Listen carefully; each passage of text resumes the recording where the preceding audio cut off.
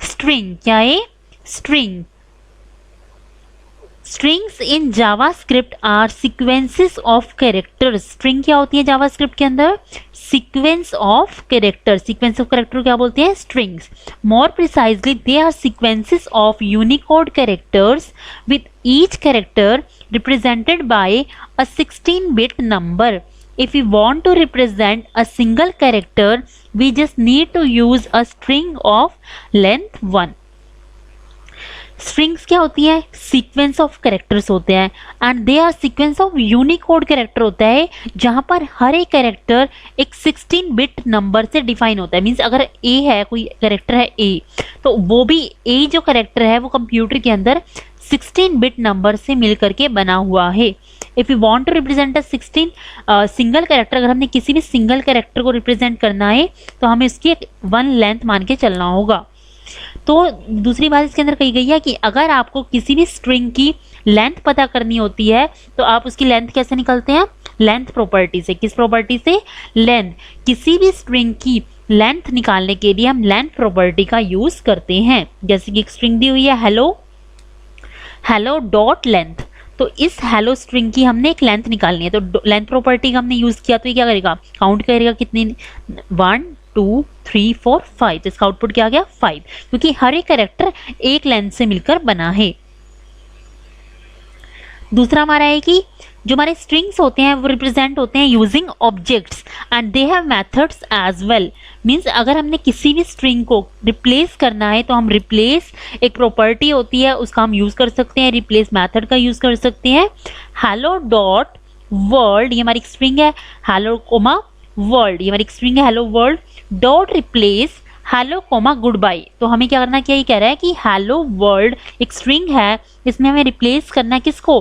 Hello को replace करना है गुड बाय से। तो हमारा क्या आउटपुट आएगा? Good bye world.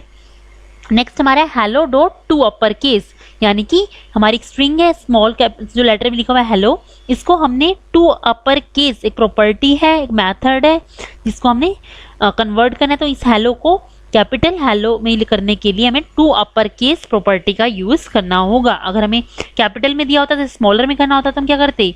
To lower case. इसी तरह से टू लोअर केस, ये हमारा था स्ट्रिंग। नेक्स्ट हमारा है अदर डाटा टाइप। हमारे पास और भी टाइप्स होते हैं। अगर हम अदर की बात करें तो जावास्क्रिप्ट हमारा जो होता है ना डिस्टिंग्विश करता है between null which is an object of type object that deliberate non value and undefined. जो हमारा नल है, नल का मीनिंग क्या होता है? नल का मीनिंग होता है यहाँ पर नॉन वैल्यू एंड अनडिफाइंड। ठीक है, मीन्स अगर हमने कोई वैल्यू इनिशियलाइज नहीं करी तो हमारा क्या आ जाएगा? Undefined. In JavaScript it is possible to declare a variable without assigning a value to it. If we do this the variable type is undefined. जब भी हम किसी वेरिएबल को डिफाइन करते हैं, फॉर एग्जाम्पल मैंने किया वेर एक्स, तो यहाँ पर एक वेरिएबल है एक्स नेम का, बट अगर इसके अंदर हमने कोई वैल्यू एक्स की नहीं असाइन की तो हमारा ये अनडिफाइंड माना जाएगा। तो इसमें यही कहा गया है कि जावास्क्रिप्ट के अंदर वेरिएबल को डिक्लेयर करना without assigning a value to it means it is undefined. JavaScript has a boolean type with possible values true and false. JavaScript के अंदर एक और भी डाटा टाइप है जिसे हम बोलते हैं बूलियन डाटा टाइप। कौन सी टाइप? बूलियन डाटा टाइप, जिसके अंदर दो पॉसिबल वैल्यूज होती हैं ट्रू एंड फॉल्स। क्या होती है? True and false. JavaScript has a boolean type, और बूलियन के अंदर हमारी दो पॉसिबल वैल्यूज होती हैं ट्रू एंड फॉल्स। क्या होती हैं? True and false. फॉल्स कैसे रिप्रेजेंट होता है? फॉल्स या तो हमारा रिप्रेजेंट होता है जीरो से, अगर हम कह लीजिए एम, तो फॉल्स जो हमारी चीज़ है उसको हम किसी फॉर्म में डिफाइन कर सकते हैं, जैसे हम फॉल्स से ही कर देंगे। जीरो का मतलब ही फॉल्स होता है, एक एम्प्टी स्ट्रिंग का मतलब ही फॉल्स होता है, एन का मतलब एक तरह से फॉल्स वैल्यू है, नल है, अनडिफाइंड है, ये सारी वैल्यूज का मीनिंग है फॉल्स। और इसके अलावा जो भी वैल्यूज होंगी वो हमारी क्या होंगी? True. You can perform this conversion explicitly using the Boolean function. देखिए बूलियन हम एक फंक्शन है जिससे हम टेस्ट कर रहे हैं। अगर बूलियन के अंदर हमने एक एम्प्टी स्ट्रिंग दे दी तो हमारा आउटपुट क्या आएगा? फॉल्स आएगा। अगर बूलियन के अंदर हमने 2 3 4 कोई वैल्यू स्पेसिफाई कर दी तो हमारा आउटपुट क्या आएगा, ट्रू आएगा, क्योंकि हमने एक नल वैल्यू नहीं दी, ना हमने कोई फॉल्स वैल्यू दी, हमने एक पर्टिकुलर वैल्यू दी है जिसकी वजह से इसका आउटपुट क्या आ रहा है, ट्रू। नेक्स्ट हमारा एक होता है वेरिएबल्स। आपको पता है वेरिएबल्स के बारे में 11th क्लास में भी स्टडी किया है। तो वेरिएबल्स जो जावास्क्रिप्ट के अंदर डिक्लेयर किए जाते हैं वो कैसे करते हैं, वैर कीवर्ड से करते हैं। किससे, वैर कीवर्ड, यानी कि वैर ए। तो हमने क्या किया, यहाँ पे एक वेरिएबल डिफाइन कर दिया, ए नेम से सेमीकोलन लगाते हैं बीच, वैर नेम इज इक्वल टू, यहाँ स्टूडेंट का नेम बता दिया, यानी कि हमने यहाँ पर एक नेम का वेरिएबल डिफाइन किया और उसकी हमने वैल्यू यहाँ पर असाइन कर देनी है।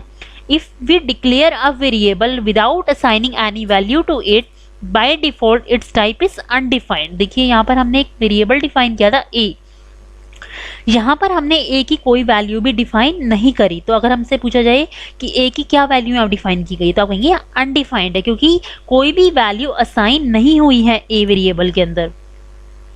An important difference from other language like Java is that in JavaScript blocks do not have scope, only function have scope। Blocks होते हैं वो कोई उसका कोई स्कोप डिफाइन नहीं होता है जावास्क्रिप्ट के अंदर, सिर्फ फंक्शंस का एक स्कोप होता है कि उसी पर्टिकुलर स्कोप के अंदर वो अपनी वैल्यूज को यूज कर सकते हैं। So if a variable is defined using var in a compound statement, it will be visible to the entire function. अगर हमने सबसे ऊपर एक वेरिएबल को एक ग्लोबल स्कोप पे डिफाइन कर दिया है तो वो हमारा विजिबल होगा एंटायर फंक्शन को।